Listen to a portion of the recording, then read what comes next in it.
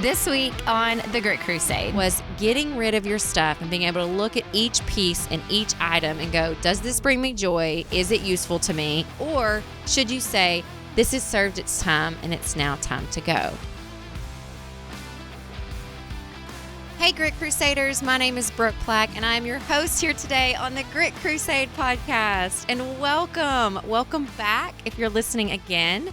And if it's your first time, we're so glad you're here. Our mission here on the podcast is to share our truth, or as we call it, share our grit, getting real in the trenches of life, relationships, and business. And today's topic came to me really offhanded. It's one of those times when you're on social media and you see one of those quotes, right? Like the cool quote boxes or memes, and your brain just goes, like you needed to read that in that moment. And that is the quote that inspired the topic that we're talking about today on today's episode. Before we get started, though, I do want to ask for you to be sure and subscribe or follow the show on your favorite platform because it helps us in the algorithms get our story and our messages out to more people and just helps us all feel less alone when we're sharing our truth and learning how much we are really all alike, less than we are different. All right, so the quote said, are you ready for it? I feel like I did a good lead up there. So the quote said, let me read it in my notes. Your home is not a storage unit. And then it said below it, read it again. And so you're probably thinking like, duh, I already knew that. But where that quote took me next is really what we're going to talk about on the podcast, not necessarily just decluttering your home. So if we break that thought apart, your home is not a storage unit. So think about your closets. Think about that kitchen drawer. Think about your pantry. Think about your car. Let's take it to that step. Your car is not a storage unit. How much stuff are we holding on to that is truly just storage and not stuff that is bringing life, peace, and joy into our lives, right? And so thinking about the physical stuff is the easier part of the conversation that we're going to have today, in my opinion. And so how that has helped me is, in the middle of Lent, I've given up stuff. Okay. I guess that's not the best way to describe it. I'm giving up one thing from my entirely too cluttered garage and shop that I'm embarrassed to even show you pictures of, and getting rid of things. And so as I look at these things, I think to myself, is this storage or is this something that I actually need that's going to bring me joy? And so as I look through those things, it starts to make me think of Marie Kondo and the KonMari theory. So a couple years ago, it was like really big online everywhere, was getting rid of your stuff and being able to look at each piece and each item and go, does this bring me joy? Is it useful to me? Or should you say, this has served its time and it's now time to go? And so what we're going to do today is we're going to talk about how can we apply that KonMari theory more than just our stuff. What if your home is not a storage unit? Your mind is not a storage unit. Your emotions are not a storage unit. Your relationships are not a storage unit. Your brain is not a storage unit. What if it's more than just the physical stuff that we can touch and feel and see? And so that's what we're going to dive into right after my favorite segment on the podcast, which is Trivia in the Trenches. And this is where I get to ask you or my guest a question, and then you get to answer, or I hopefully stump you because I secretly get joy in you not knowing the answer. But you might know the answer to today. I actually knew the answer to today when I was researching the trivia on randomtriviagenerator.com. All right, so here you go. The design of the package of which cigarette manufacturer reminds you of the Japanese flag? Lucky Strike! Ta-da! All right, here's how I know, and I'm going to link it for you so that you can see it too. So there's an amazing artist here in Arkansas. His name is Michael Schaeffer, and he has the House of Schaeffer. And I bought my husband his first original piece of art about a year and a half ago, and it's sneakers with the Lucky Strike package behind it. So we will link that piece of art and a link to the House of Schaeffer in the show notes for you so that you can see how amazingly talented he is. And I love supporting other artists, but also just because it's a really cool painting. But here's some fun facts about Lucky Strike cigarettes. So they were often referred to as Luckies during the 1930s. That's when they were the best selling. All right, and you ready for this next part? This is literally, like, I didn't know this is the best thing. So according to rumor, not proven, the brand's name is a reflection of what was supposedly found in some packs or cartons of the cigarettes: marijuana. What? So, like, your lucky strike was maybe you're getting some with something special in it, and maybe you're not. Now, there's no proven research behind that, but that is the rumor. That was the story that went across with Lucky Strikes and made them the best-selling cigarettes in the 1930s. Now, kids, not telling you to go out and smoke cigarettes. Obviously not healthy for you, but I do love some good American brand nostalgia and learning the stories behind the brands. And so there's another cool story that we'll be sharing on the next episode of the podcast too that has to do with American brands. All right, so let's go back to our topic today and talking about being inspired by the quote that I saw online that says, "Your home is not a storage unit."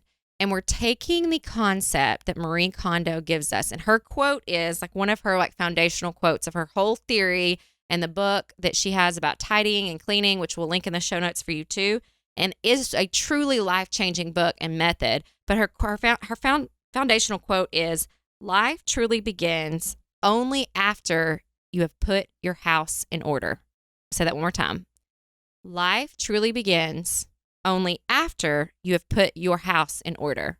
And so we are going to sub in that quote and give you a Brookeism here. Life truly only begins after you have put your emotions in order, after you have put your mind in order, your relationships in order, your brains in order. What? Think about the amount of weight we are carrying around that's no longer serving us. Whether it's emotional weight that you brought from your childhood into adulthood, whether it's unresolved grief from past relationships, whether it's carrying around information that you no longer need or have to remember, and that's causing undue anxiety. So Marie Kondo gives us 6 steps in her book, on her website, in her theory, in the Netflix show of how we can declutter our homes. And so we're going to look at those 6 steps and kind of hit some of the points of what if you applied this to other areas of your life too, right? Because it's not just about stuff. I don't want to minimize the amazing amount of peace and joy you do get from decluttering and having less stuff. But I think I'm more so trying to push you to not just think about physical stuff, but also be thinking about these things that we can't see with our eyes, but we can feel and that we know, right? So rule number 1 from Marie Kondo is commit yourself to tidying up. So I think to do that, if we were going to tidy up our emotions, to make that commitment, we first have to acknowledge that we're an emotional wreck. Like when I first started seeing a functional medicine doctor in 2020, 2021, he looked at me, never met the guy before in the world, and said, "How are your moods?" And I was like, well, I mean, it's kind of all over the place. Sometimes I'm way up here, sometimes I'm way down here, back and forth. And it wasn't hormones. I had an inflammation disorder caused by mold. And so for me, I was committed to tidying up my mental state and my emotions because I didn't want to be like that anymore. And so I think if you take that rule number 1, yes, you need to commit to tidying your house up. But what if you committed to tidying your life up, your finances up, don't think about it literally, but your relationship with your spouse up? I'm not saying to declutter him or her, but I'm saying, what if you start thinking about how you're interacting with those people around you? So rule number 1 is commit to tidying up your life, your emotions, your finances. All right. Rule number 2, and this is like fun, but for some people I've worked with in coaching and mentoring situations, I have learned that this can seem very overwhelming to them, but is to imagine your ideal lifestyle. Wow. So take the time to make a vision board, to write down your goals, to do a life plan. What would that look like for you? What would your ideal future look like in relationships? For me, I had to take a hard look in the mirror and realize I didn't have very many friends. I had not prioritized community in my life and building a life that I was around other women that I enjoyed being around that I didn't work with. And so I had to put time and effort into creating a community of women where I could be Brooke and not be a leader, not be someone's boss, wife, mother. I could just wear a hat that was just me. And for those of us that get really busy in our career and our pursuit of our goals, we can lose that. So I had to look in the mirror and go, I don't want to not have friends. I want to have girlfriends that are just girlfriends for no other sake than just being able to be me. So what is that for you? Your ideal lifestyle. Do you not want to be in debt anymore? Do you want to have a plan for what your retirement could look like?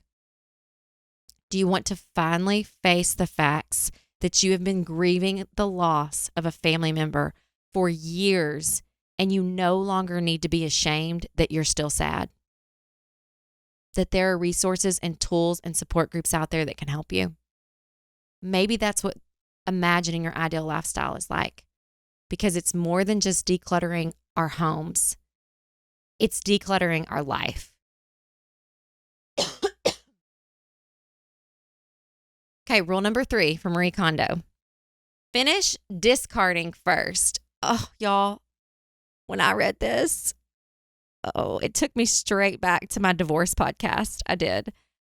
Okay, so finish discarding first. So if I needed to clean up my relationships, I shouldn't have been jumping into a relationship with another man while the ink had yet to dry on the first divorce, right? Say it again to Brooke in her 20s, because that's what I did. That's what I did. I did not think about decluttering and letting this chapter heal before I moved on to this one. Maybe it's that you need to finish a chapter at a job that's no longer serving you so you can move into pursuit of a career that will truly fulfill you. Maybe it's that you need to realize that the way you're talking to your children is not in line with your ideal lifestyle. And that's okay, because we go back to rule number 2, imagining our ideal lifestyle, committing rule number 1 to tidying it up, now gets us to discarding those past behaviors. There are podcasts, there are books, there are speakers. I am not the be all end all and never pretend to be. All I can do is share life from my journey as I know it at any given point.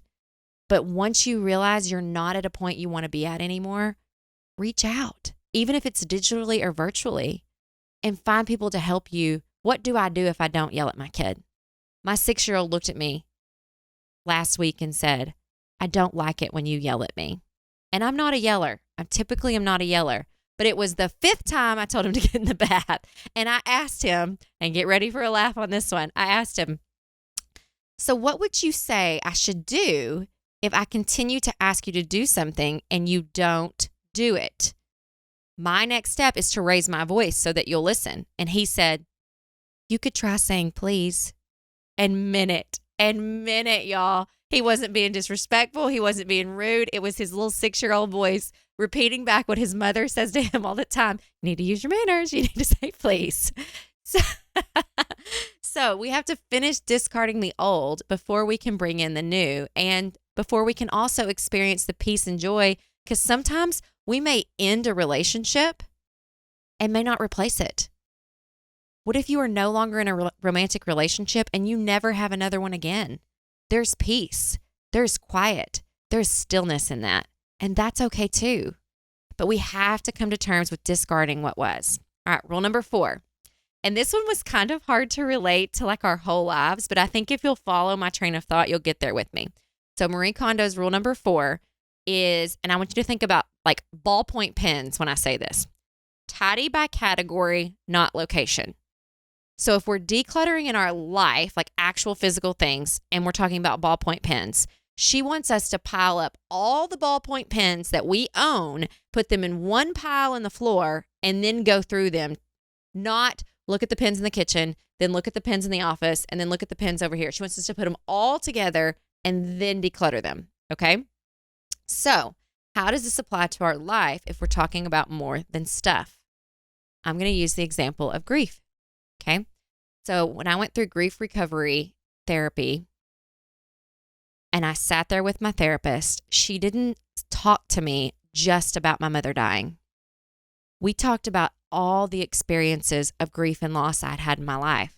a pet, a job, an idea or vision of what was once going to be?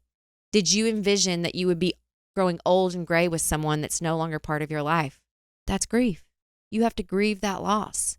So we took all the grief of the existence of Brooke and put it into one pile, and we worked through that grief. We didn't categorize it by relationship with mom, relationship with friend, relationship with pet. And sometimes in life, I think that we don't give ourselves permission just to be messy. Because if we have to get all of the staplers or all the pairs of shoes that we own and put them in one pile, are we willing to face it? If we have to get all the credit card statements and all the debt we owe and put it all into one pile, are we strong enough to face it? We can't tidy by category. We can't tidy by location. We have to tidy by category. So whatever you're looking to improve in your life, we have to be willing to look at all of it and be a mess, because it's okay to be a mess sometimes. And it's only up from there. It doesn't get worse. Once all the pins are in a pile, that's all the pins I have. That's all the debt I have. There's no more cobwebs. There's no more secrets. There's no more hiding or lying. It's all right there. And once I put it all out there in front, then I can deal with it. Because remember, your life is not a storage unit. Your brain's not a storage unit. Your heart's not a storage unit. And you're not meant to carry all of it with you through all of your life. And letting go is part of that process. All right. Rule number five is follow the right order. So looking at all this, we can't deal with the junk if we haven't first committed to dealing with it. And secondly, figuring out what it is we do want. And I think that's part of the process that people skip sometimes, because it takes time to sit and think. Alone time, quiet, stillness without interruption.